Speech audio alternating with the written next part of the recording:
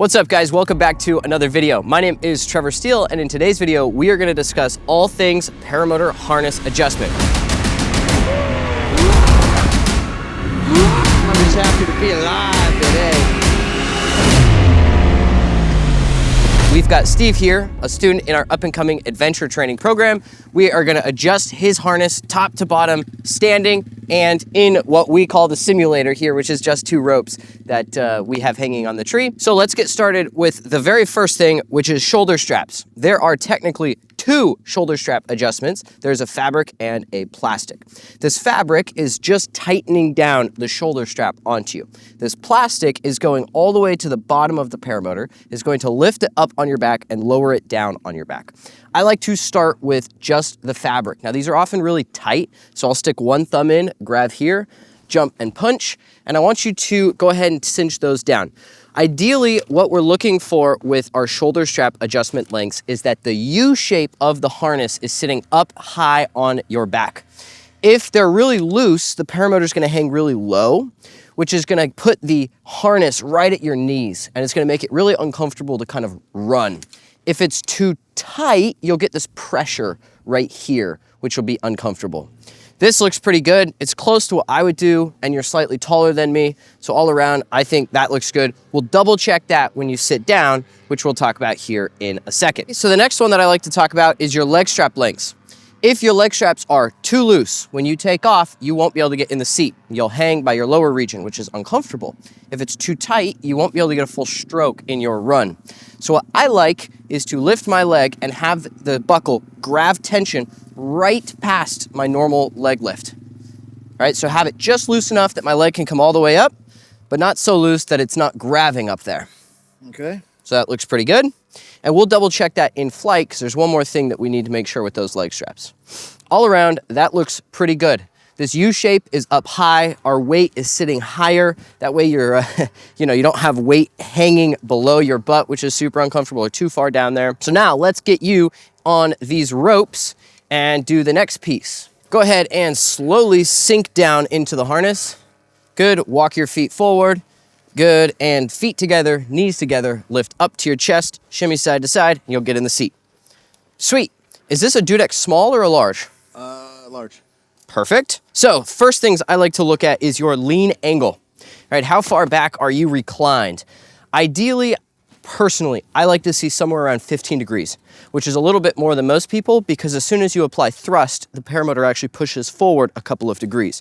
So if I pull out my phone leveling tool, I can pop that right here on the prop and see that we are only at like 9 degrees. So technically we could scoot you forward a little bit, which we'll discuss in a moment. Generally speaking, the further away your hook and points are from the paramotor, the easier it is to get in the seat, the more reclined you are in flight, which is going to make it more comfortable, but the harder it is to get out of the seat and the more leaned back you are on landing approach. Right. All right, so if we scoot it this way, it's going to be really hard to get in the seat. You're going to sit upright, but it's going to be really easy to get out of the seat. Overall, I think it's okay. I might scoot it forward a little bit, which then we would retry, but right now we'll leave that. The next thing I like to look for is if you're all the way back in the harness. Like, is your back touching the back of the paramotor? Which it is. Sometimes I tighten these two lumbar straps right here and here just a little bit. It kind of gives you a cupping feeling. The harness kind of grabs you. I just like a little touch of the harness. I find that I feel a little bit more connected, but not so much that it detaches my back from the harness. Good. So perfect. The next thing I look for is how much harness is at the end of your leg, or how much leg is left. All right, so I'm looking for end of the harness to the bend in your knee. I like to see somewhere between 2 and 4 fingers there. If it's too long, you've got too big of a harness, and the bend of your knee hits the harness uncomfortably, and it's weird to bend your knee. If it's too short, you don't have enough harness, you're kind of hanging out of the paramotor, which oftentimes is actually just a lean angle thing. I think your lean angle is too upright, which is why you're almost like falling forward out of it. If we looked at your leg angle, right, you're almost flat, if not pointed down, which we'll fix a little bit with these two straps in a second. But if we scooted your hook and points forward, you'd feel the harness actually opens up a little bit. Should be kind of cool. Next thing I like to check is make sure you're not swimming in the swing arms. All right, so pulling these arms and making sure that the swing arms aren't hitting your arms in your normal stroke. Perfect. You're able to get your brakes down and you're not uncomfortably hitting them. You should hit swing arms when you do a full flare. There's really no way to avoid that. But being able to move your arms here, perfect. Then we tighten these two straps right here. What these two straps are going to change is the front flap of the harness. It's going to lift it up, it's going to lower it down. When you lift it up, you're going to get more weight shift, because weight shift with these paramotors that have articulating arms comes in changing the height of the arms. So when you tighten this front flap, you're able to more easily articulate the height of the swing arms by pushing the front of your legs down. Yours are actually pretty loose and uneven. So go ahead and grab right here and here with your thumb. I want you to over tighten them, just as tight as you can. Good, now you may ask, why don't we just like tighten all the way? Well, you get this uncomfortable pressure on your legs. So we first over tighten, then we loosen out until it feels good and you have just a little bit of a grab. That's probably a sweet spot right there. You kind of feel it grabbing. If you start getting like a pain there or a little pressure there, you could loosen it a hair more, but that's gonna give your legs the ability to do a little bit of that weight shift, which is super nice. How's it all feel? Feels great. Sweet. The next one I like is the stomach strap. Sometimes people will leave your stomach strap all the way loose. You don't. I like to tighten it so it just barely grabs the swing arms, which yours are.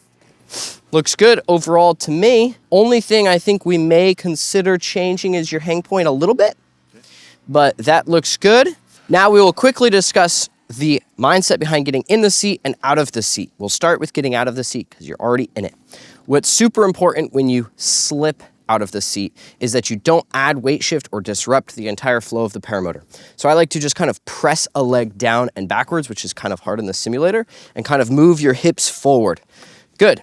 That's just how you want to very slowly get out of the seat. That way you're not disrupting the entire flow of the paramotor. Now go ahead and just slightly slip out, and we're going to show you the two ways you get into the paramotor. When you're flying the paramotor and you take off, it's super important you don't stop flying your paramotor to get into the seat. It's super important that you are able to get yourself in while continuing to fly the aircraft. There's two ways to get in the paramotor. First is you put your feet together at the heels, knees together, you lift up to your chest, and you kind of shimmy your butt side to side. You do a little salsa dance. Yep. Perfect. That is the common way. The two things you want to pay attention to there is, one, you don't want to shift the paramotor side to side because you could hypothetically over-rotate that into a riser twist. And two, you don't want to give huge weight shifts that make you go diving around. Right. The other way, if that didn't work, is you put your right brake on the magnet. Boom. You bring your right thumb down to this end strap. Good. You lift up and you push forward. Same time. Good. Now, I know you're doing that just because we're in the simulator, but it's super important that when you're getting in that harness, you're not grabbing your risers or pushing on your risers. Does that all make sense? Yes, sir. All right, guys, with all of that being said, I hope you liked this video. Please hit the like button, subscribe button, comment down below what you want to see next. If you're interested in learning how to fly or progressing your skills, visit backcountryppg.com to learn about our training programs. Thank you, Steve, and I will see you all next time.